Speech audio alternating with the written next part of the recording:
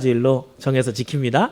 어쨌든 감사라는 내용이 가득 담겨 있는 11월을 우리가 통과를 하면서 테마를 감사라는 내용으로 여러분과 나누고 있습니다. 어떤 일에 감사를 많이 하세요? 우리가 보통 감사하다 그러면 세상 사람들은 돈이 많이 생겨요. 그렇죠? 갑자기 돈이 많이 생기면 또 아픈 분 입장에서는 생각지도 않았는데 병이 빨리 나와버리거나, 또 우리 고3 수험생들은 기가 막히게 수능을 막 잘 봐서 좋은 대학에 딱 들어가거나, 우리의 필요한 것들을 채워줬을 때 하나님으로부터 우리는 하나님 감사해요. 근데 이거는 세상 사람들도 감사할 만한 일이죠.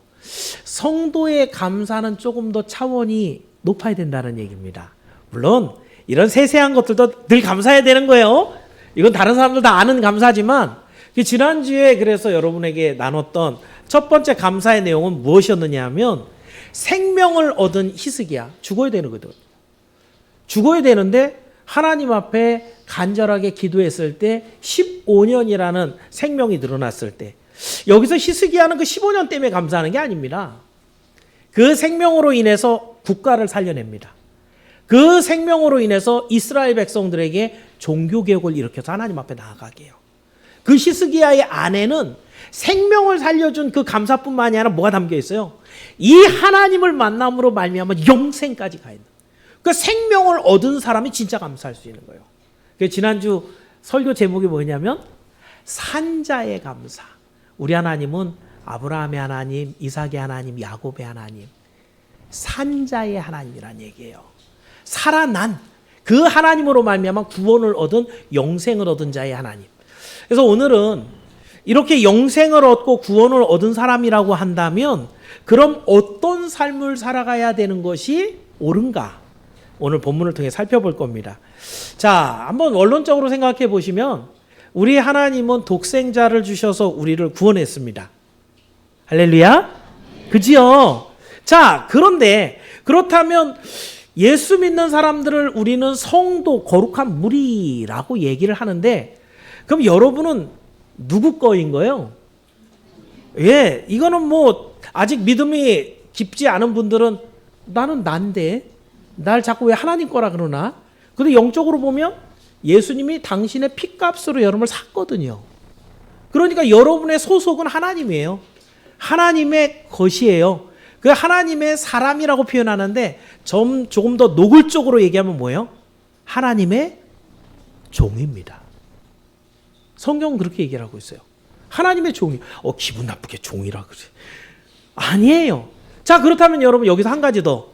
하나님의 종이면은 뭘 해야 되나요? 하나님의 일을 하는 거예요. 그렇죠? 종은 주인이 시키는 일을 합니다. 그러니까 성도라고 한다면 하나님의 일을 하는데, 일반적으로 종들은 어때요? 주인이 시키면 오늘도 또 일이나 시키고, 오늘 좀 쉬려고 그랬더니 쉬는 날도 없네. 하나님의 종들은 어때요? 오늘 주일이야. 또 예배 가야 돼. 똑같은 입장에서 지금 접근을 한 거예요. 그런데 제가 아까 말씀드렸죠. 하나님의 사람들, 구원을 받고 영생을 얻은, 생명을 얻은 사람들은 그것이 감사하여서 하나님이 주신 일들을 감당할 때도 사실은 접근 자세가 달라야 된다는 거예요. 하나님의 일을 할 때는 감사함으로, 기쁨으로 감당해야 되는 줄 믿기를 바랍니다.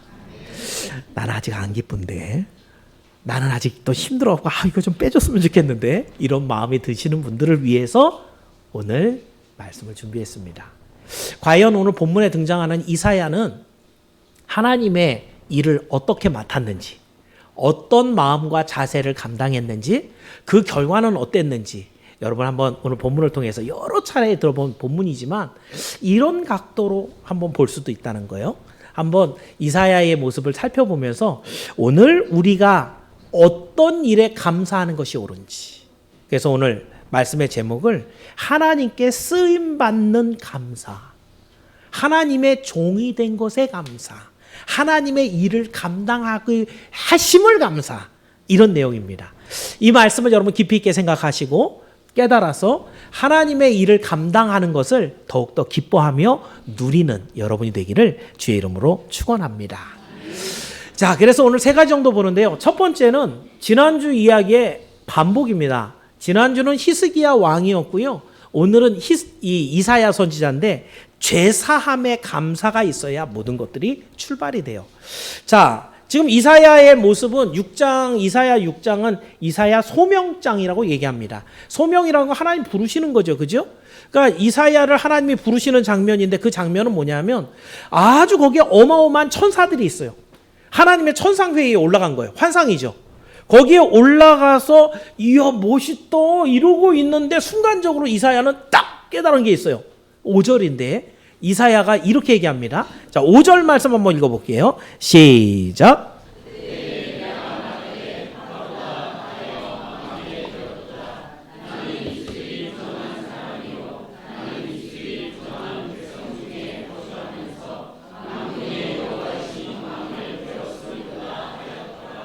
예, 그렇습니다. 그 환상 중에 여러 존재들이 있잖아요. 천사도 있고 그룹도 있고 거기 하나님도 계시고 그러는데 거기서 유일하게 죄인은 누구밖에 없어요? 이사야밖에 없어요. 천사들은 죄가 없잖아요. 그죠? 그 천사들 중에 하나님은 호위하고 있는 게 그룹인데 이 그룹들도 죄가 하나도 없거든요. 하나님, 말할 것도 없죠.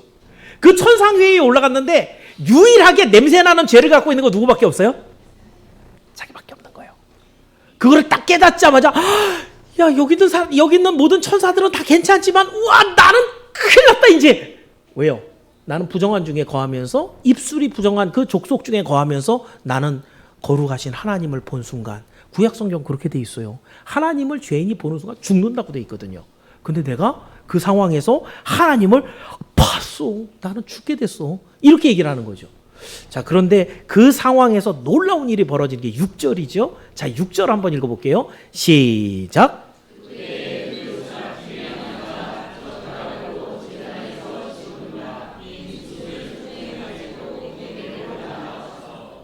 자, 지금 스랍이라고 하면 여러 가지 천사 중에 하나예요. 비서 같은 그런 천사가 하나 딱 날라오는데 제단에 숯불이 있는데 그 숯불을 부삽으로 딱 부젓가락으로 하더니 손에 들고 왔어요.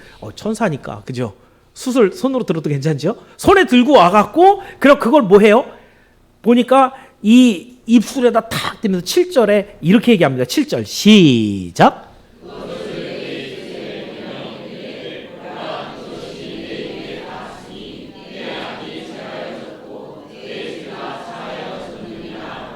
아멘.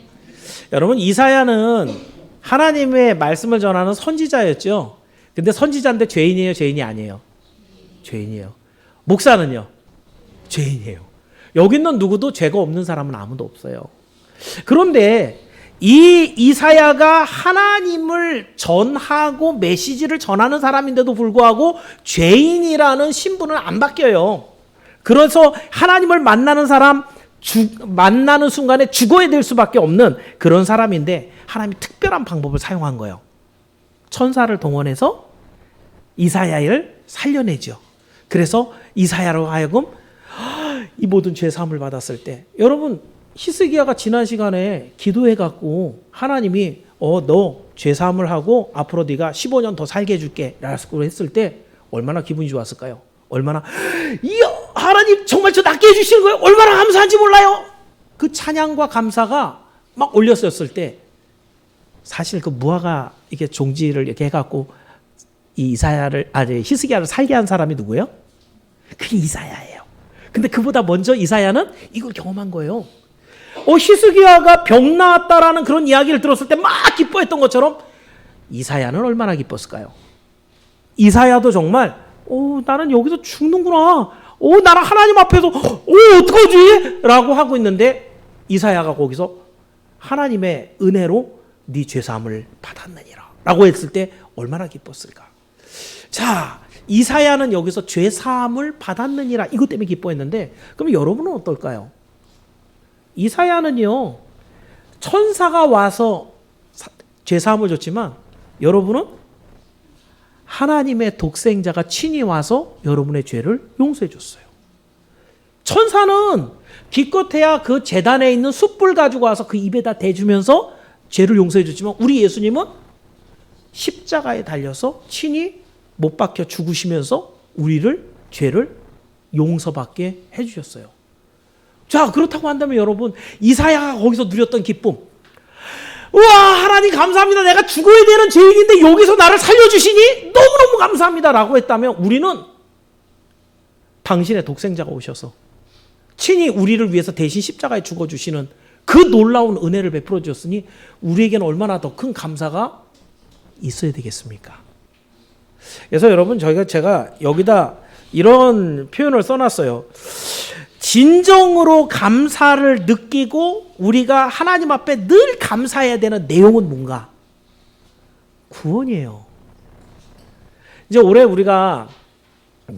제가 원문에는 안 써놨지만 올해 새롭게 시작하는 연보가 있습니다. 그게 주일연보인데요. 그 주일연보는 일종의 감사연보입니다. 만약에 여러분이 감사연보를 쓴다고 한다면 그 중에 어떤 감사 내용을 쓰세요? 일주일 동안 제일 생각에 남고 감사한 그런 일을 쓰는데, 여러분이 이 세상을 살아가는데 오만 가지 여러 가지 일들을 만나고 하나님의 복을 받아 누리겠지만 압도적으로 감사한 내용은 뭐예요? 우리를 죄를 사해 주시고 구원해 주시고 부활시켜 주실 그 하나님 감사합니다. 맨날 감사 내용 그거 써야 돼요. 왜요? 크기로 얘기하면 그걸 능가할 수 있는 그 어떤 것도 없어요.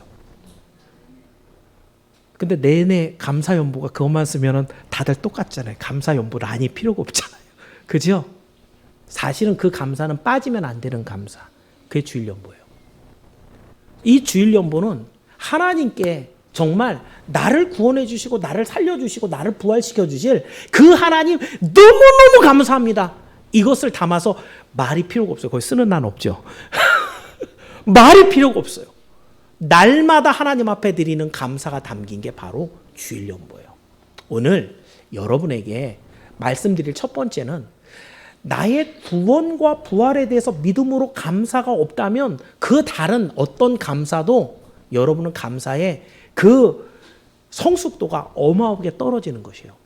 오늘도 예수 그리스도가 친히 이 땅에 오셔서 여러분을 위해서 십자가에서 죽어주시고 그리고 부활하심으로 여러분에게 부활이 허락되었다.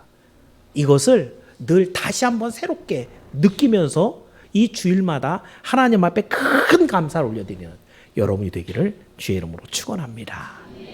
자, 이렇게 감사를 하나님 앞에 드리게 되는데 두 번째는요, 감사는 주의 일에 자원함으로 드리게 됩니다. 자, 마음이 이제 편안해졌죠. 그 황홀하고 거룩한 하나님의 성전에 올라가서 이 놀라운 회의를 바라보고 있는데 마음은 나 죽는데 이제 이러고 있는데 깨끗하게 해줘갖고 그 모든 마음의 짐을 없애버렸어요. 그러니까 이사야가 마음이 편하니까 그 다음부터 뭐가 들어와요? 하나님의 말씀이 그때 들려요. 하나님의 말씀이 그때부터 들리는 거예요. 근데 하나님이 뭐라고 하시냐면 8절에 이걸 물어보세요. 자, 8절 한번 읽어볼게요. 8절 시작.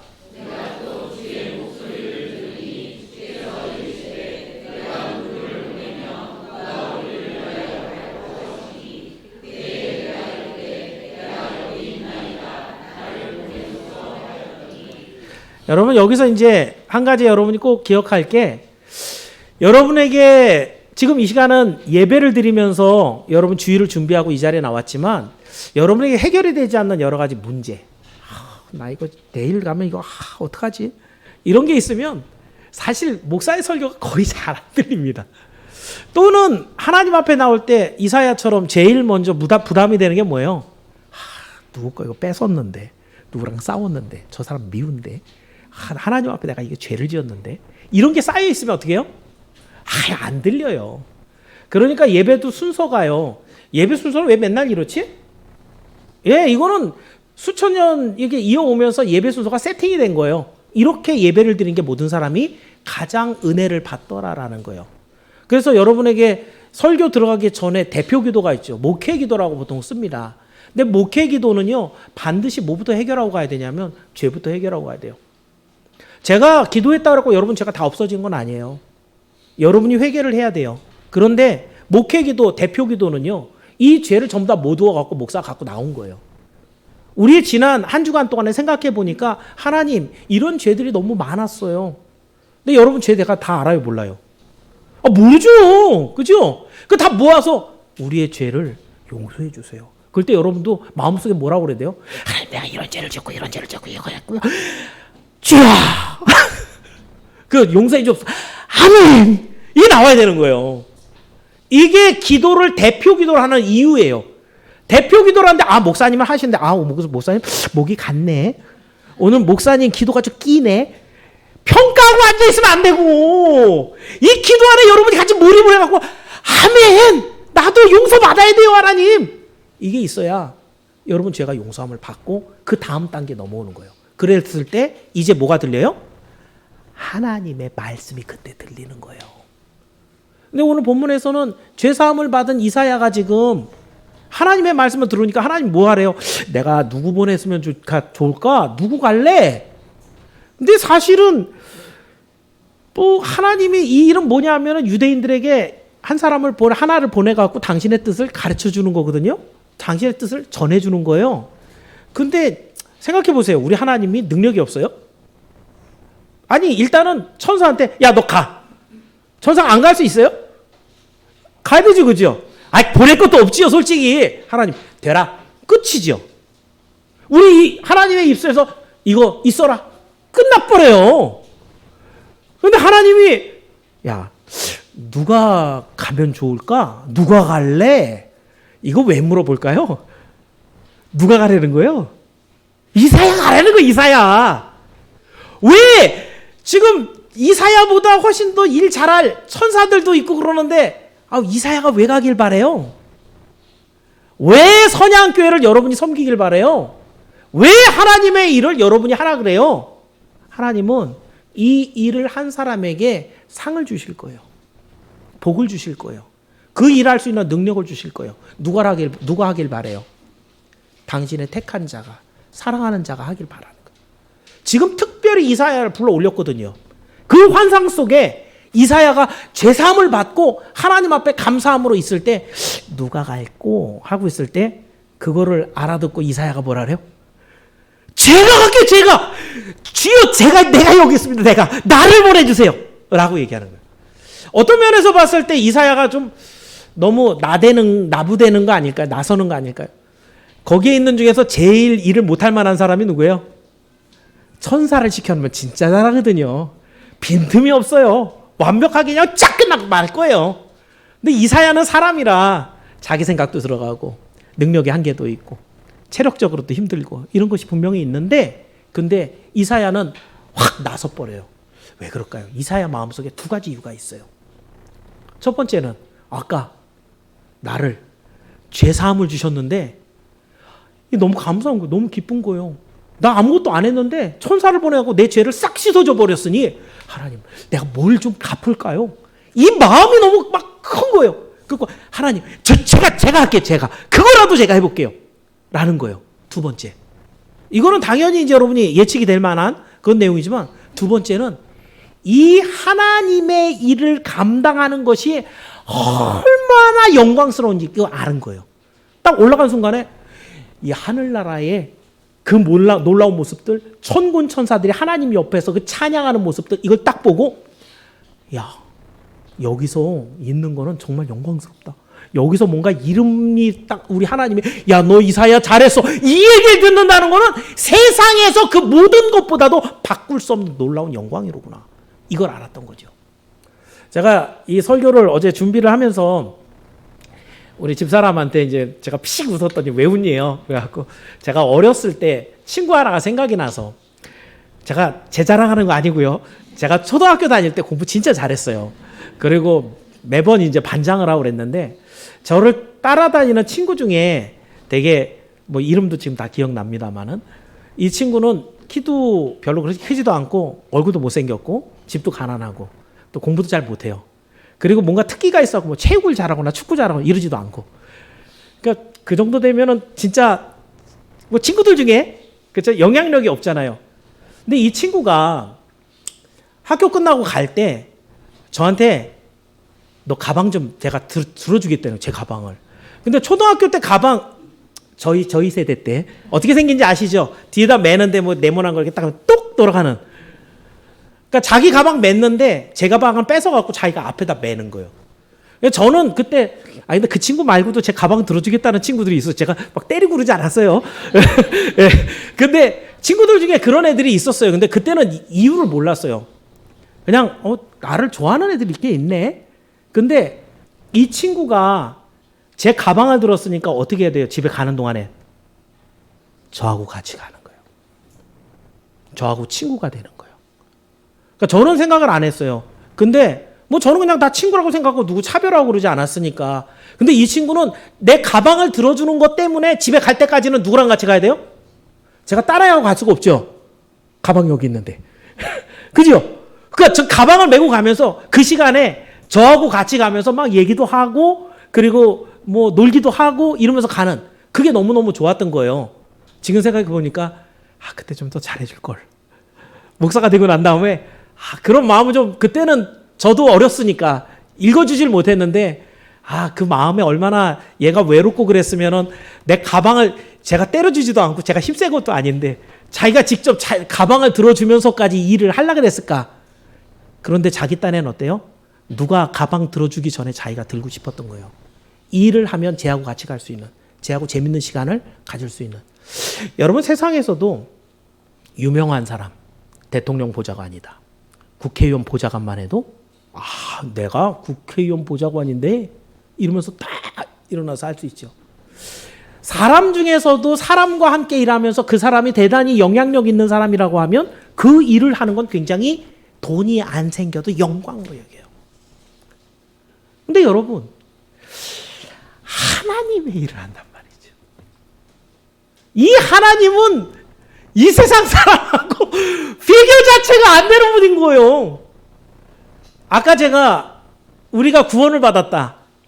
너무너무 감사해서 우리 하나님의 일을 감당하기도 하지만 우리는 하나님의 예수님의 피로 산 하나님의 종이란 말이죠. 종이 뭐야? 아니라니까요. 이분이 시키는 일이라고 한다면 대통령 아무것도 아닌 거예요. 우리 하나님 나라에서 하나님의 일을 감당했던 사람들의 그 영광은 놀라운 것이죠. 이것을 이사야가 알았던 거예요. 그러니까 참지 못하고 주님 제가 있습니다. 제가 가겠습니다. 라고 하는 거예요. 여러분 하나님의 은혜로 구원을 받은 성도의 모습은 이래야 됩니다.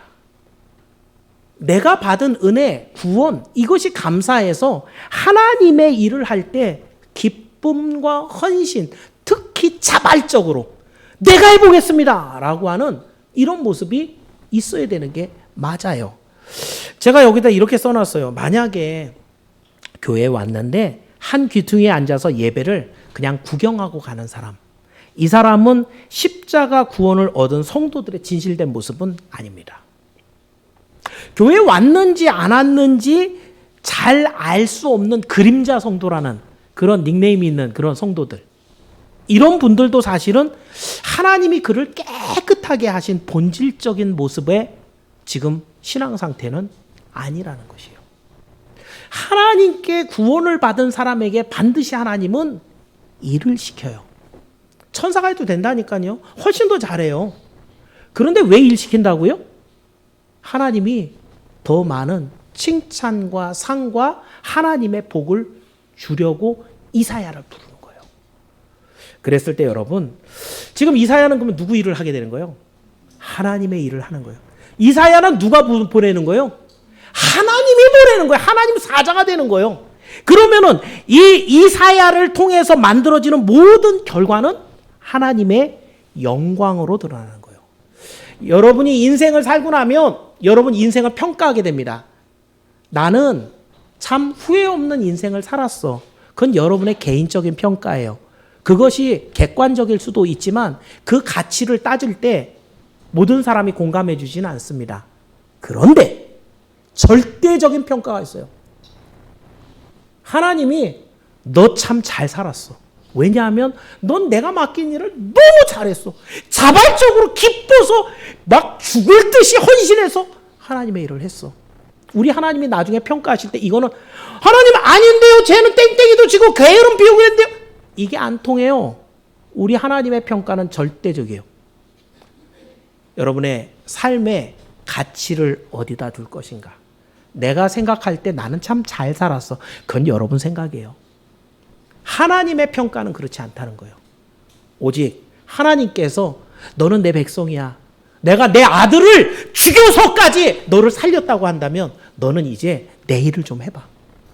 하나님 나라에서 영광을 누릴 하나님의 자녀다운 그 삶을 이 땅에 살아봐. 이렇게 여러분에게 맡깁니다. 이래도 여러분이 아유 내년에 할게요 목사님. 후년에 할게요. 10년 후에 할게요.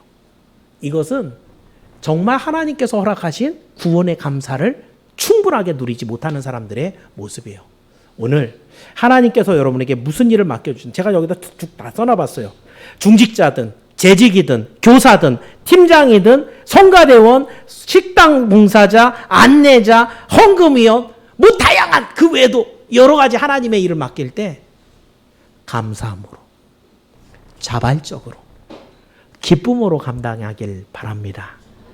모든 행하는 일에는 우리 하나님의 영광과 상이 있는 줄 믿으시고 이 일들을 감당함으로 우리 하나님의 큰 영광이 되는 여러분이 되기를 주의 이름으로 축원합니다. 자, 마지막으로 한 가지만 더 봅니다. 그런데 이게 끝이 아니에요. 고난이 있어도 이것을 감사로 잘 통과하는 게 진정한 감사의 모습입니다. 자, 그렇다면 마지막으로 이 자원한 이사야에게 하나님이 어떤 사명, 어떤 일을 맡기시는가? 9절이에요.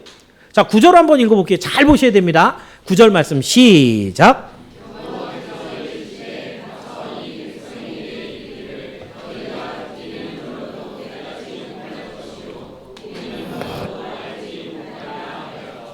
무슨 말이에요? 그러니까 이스라엘 백성들에게 보낸다는 거죠. 보내는데 그 이스라엘 백성들이 잘 알아듣는다는 거, 못 알아듣는다는 거예요? 못 알아듣는다는 거예요. 네가 가서 열심히 전해. 정말 죽도록 전해. 근데 하나도 안 바뀌어. 아, 그러면 여러분 이 하나님 말씀이니까 바뀔 수 있는 확률이나 뭐 이런 게 있을까요, 없을까요? 아, 하나님이 정해놨다니까요. 그렇게. 야, 네가 가서 전하는데 열심히 전하는데 근데 이스라엘 백성들이 하나도 안 바뀌어. 그러니까 제가 조금 더 열심히 하면 좀 바뀌지 않을까요? 이게 안 통하는 거죠. 하나님 정하신 거예요. 진짜 안 바뀌는 거예요. 자, 그러면 여러분 이런 명령인 거죠. 가서 전도해봐. 근데 아무도 네 얘기에 콧방귀도 안 끼고 한 명도 안 따라와. 네가 만약에 가서 교사로 열심히 헌신해봐. 네 애들 다 도망가고 그 자리에 한 명도 안 남아있어. 만약에 네가 가서 교회를 열심히 청소해봐. 근데 그 깨끗해진 것을 아무도 안 알아줘. 목사님한테 가서 잘 섬겨봐. 근데 너한테 칭찬 한마디도 안 해. 그게 하나님의 말씀으로 딱 선언이 됐다고 생각해 보세요. 그게 이렇게 될 수도 있어가 아니라 이렇게 되고야 마라 라고 얘기하면 일하고 싶어요, 안 하고 싶어요? 아니, 해봐야 아무 소용이 없다는데. 근데 이사야에게 이런 명령을 딱 주시는데 이사야의 마음이 어떻겠어요? 아니, 하나님 일하라고 보내시는데 저 이렇게 하죠. 그래서 이사야가 지금 뭐라고 물어보냐면 11절에 이렇게 물어보는 거예요, 하나님께. 자, 11절로 읽어볼게요. 시작.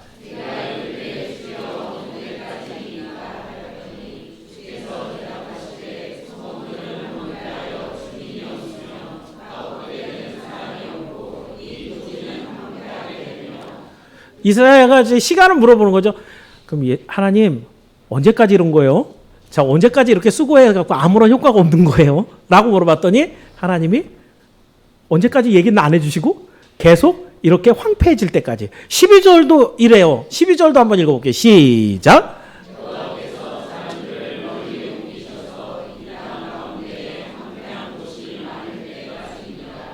그러니까 결국 어떻게 된다는 거예요?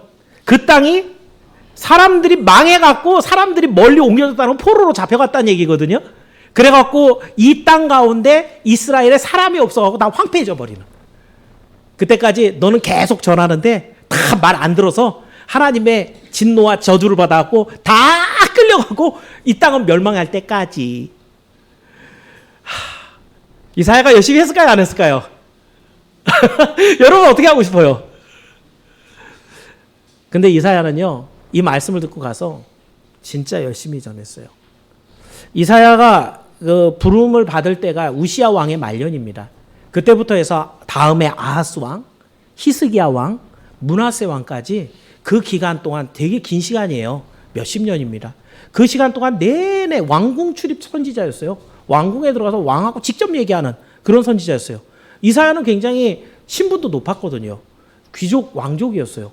그러니까 그렇게 들어가서 복음을 전했는데 잘 들었다 안 들었다? 안 들었다.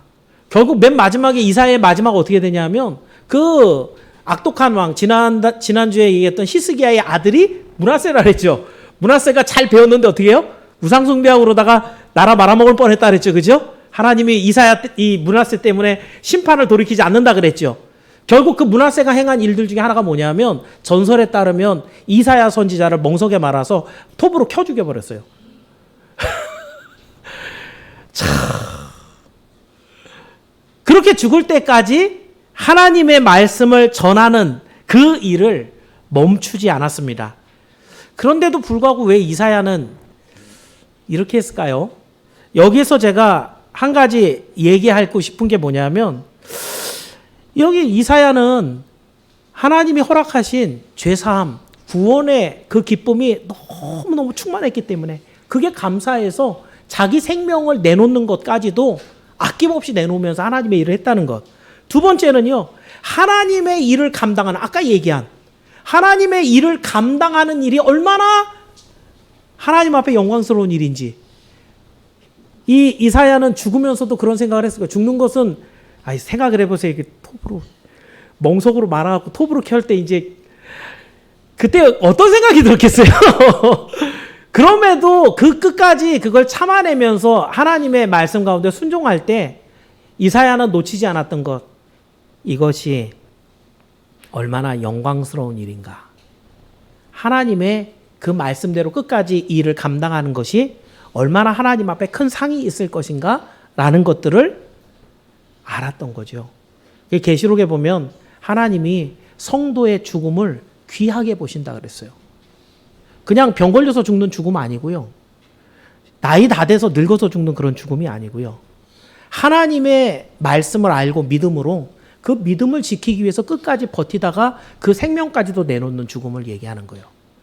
그런 죽음을 우리 하나님이 귀하게 여긴다. 이사야가 끝까지 생각했던 것은 하나님이 받으시는 이 영광이 얼마나 높을 것인가 라는 걸 생각하면서 죽었던 거예요. 저는 이과입니다. 그러니까 논리적으로 이게 정말 그럼 하나님 이거 뭐하러 하셨어요? 아니 이거 전하는데 구원하시고 은혜받게 하시고 기쁨으로 감당하는 헌신 다 쏟아놨는데 아니 뭐 아무것도 나오는 결과도 없이 이게 뭐예요 하나님? 저는 그게 막 답답하고 화가 나는 거예요. 근데 그 답을 다 하나님 써놔요. 자 오늘 본문 13절입니다. 자 13절 말씀 한번 읽어볼게요. 13절 시작.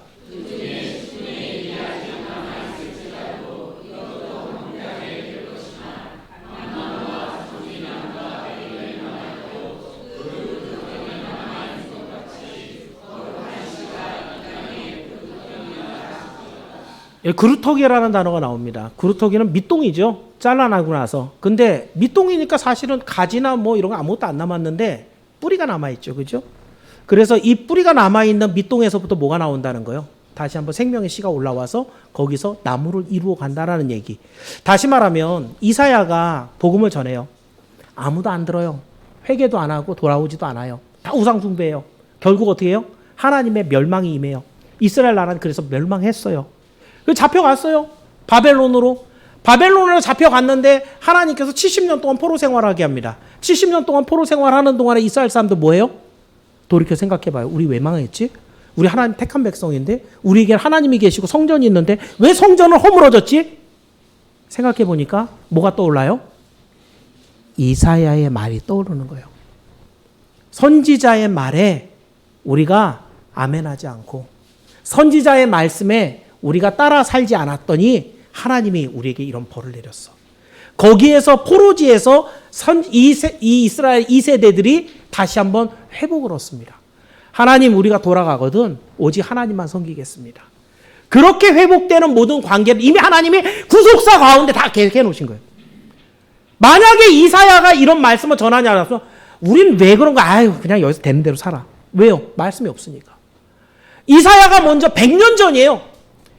이스라엘 나라가 멸망하기 100년 전 700년에 BC 700년에 이 말씀을 다 전하고 BC 600년에 가서 잡혀가 거기서 생각을 해보니까 우리가 해도 너무했구나. 우리가 하나님의 은혜와 구원을 입었는데 지금 이렇게 막 살았구나. 우리는 이제 이렇게 살지 말고 하나님을 잘 섬기며 살아야지. 결단이 생기고요. 그리고 마침내 예루살렘으로 돌아와 성전을 재건합니다. 우리가 하는 모든 일들에 우리는 마음이 좀 급해요. 내가 했으니까 지금 여기에 뭐가 있어야 돼요? 열매가 생겨야 되는 거예요. 지금 이만큼 쏟아부었으면 이만큼은 최소한 만들어줘야 되는데 라고 하는 우리 기대가 있어요. 근데 여러분이 오랜 시간 인생을 살아온 분들 꼭 그렇던가요? 안 그럴 때가 너무 많지요. 정말 내가 쏟아부은 것에 대해서 열매와 결과가 안 나오는 경우도 너무너무 많아요. 그런데도 불구하고 이사야의 감사는 뭐예요? 끝까지 인내하고 참으면서 하나님의 일들을 감당해서 그 후에 우리 하나님의 영광이 일어날 것을 믿고 가는 것이에요. 그래서 여러분, 여러분에게 한 가지 말씀드리는 것, 성도의 감사 중에 가장 성숙한 감사. 아까 감사는 돈이 많이 생기는 것도 건강한 것도 자녀가 대학 가는 것도 다 감사지만 이건 세상 사람들도 다 하는 약간은 기본적인 감사예요. 지금 감사를 얘기할 때 성경이 말하고 있는 우리 하나님이 원하시는 감사, 차원이 높은 감사. 그 감사는 첫 번째 뭐로 시작했냐면 내가 죄사함을 받고 하나님의 백성 되었음을 알고 믿고 늘 감사할 수 있는 이게 기본 베이스예요. 여기서부터 시작할 때 하나님 제가 할게요. 자발적으로 하나님의 일을 감당하는데 그게 잘 되지는 않아요. 가끔. 지금 개척교회 목사님들 보세요. 그 중에서 다 능력이 없고 재주가 없어서 3명, 4명 놓고 목회하고 있는 게 아니란 말이에요. 하나님의 부르심을 받고 오늘도 거기서 피땀을 흘리면서 인내하면서 그 길을 걸어가요. 왜요? 그분들 안에 성숙한 감사가 들어있어요. 그 어려움을 참고 여기를 잘 버텨나가면 하나님이 분명히 뜻하신 당신의 영광이 드러날 날이 옵니다. 이걸 갖고 가는 거예요. 오늘 여러분의 삶 속에도 우리 선양교회가 요즘에 막 부흥하고 있고요. 그리고 좋은 일들이 많이 일어나고 있으니까 감사할 내용이 되게 많지만 분명히 교회들은 굴곡이 있습니다. 어려운 일을 겪을 때가 있다는 거죠. 열심히 하고 수고하고 헌신했는데도 아무런 효과도 없고 아무도 안 돌아보주고 힘들고 어려운 시간을 계속 통과해야 되는 그런 시간이 와요. 그런데 거기에 감사하시길 바랍니다. 왜냐하면 우리 하나님께서 약속하시고 계획하신 열매가 내 뒤에 기다리고 있기 때문이에요. 성경이 그렇게 말합니다. 오늘 여러분의 혹시 올라와 있으면 갈라디아서 6장 9절 말씀 한번 읽어볼까요? 갈라디아서 6장 9절 다 같이 한번 읽어봅니다. 시작.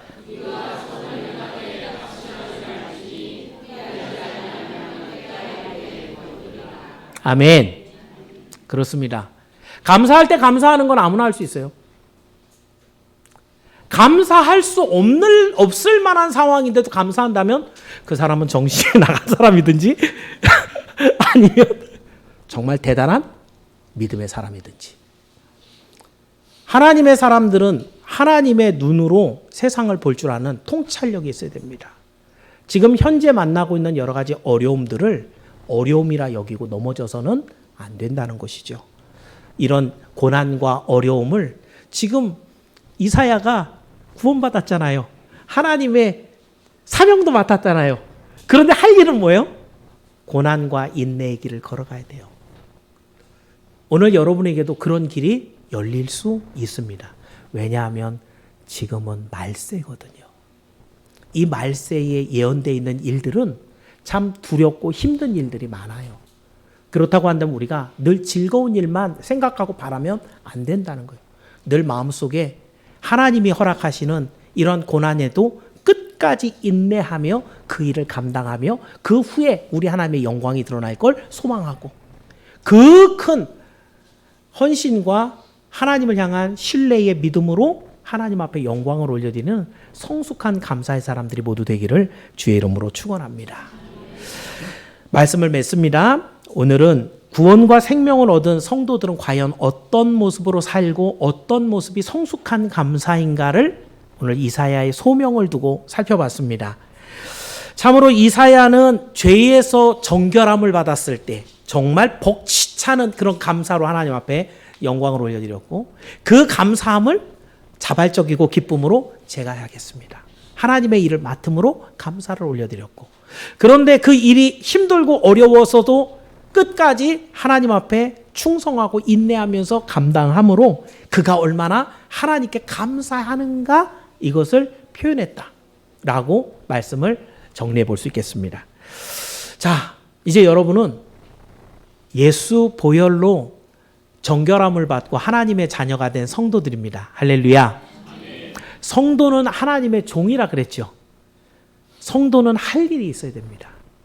제가 재직들을 임명을 하고 나면, 재직은 돼야 진짜 하나님의 일을 하는 겁니다. 왜냐하면 성도라고 하면은 실질적으로는 세례교인을 말합니다. 세례교인만이 하나님의 교회에서 일을 맡을 최소 자격을, 요건을 완비하신 분인 거예요. 그리고 그들 중에서 정말 결혼하고 또 가정을 가진 사람들에게 재직을 주는데, 재직은 반드시 일해야 됩니다. 그 일하는 동안에 하나님이 능력을 줍니다. 그 일하는 사람에게 하나님의 비전을 보여줍니다.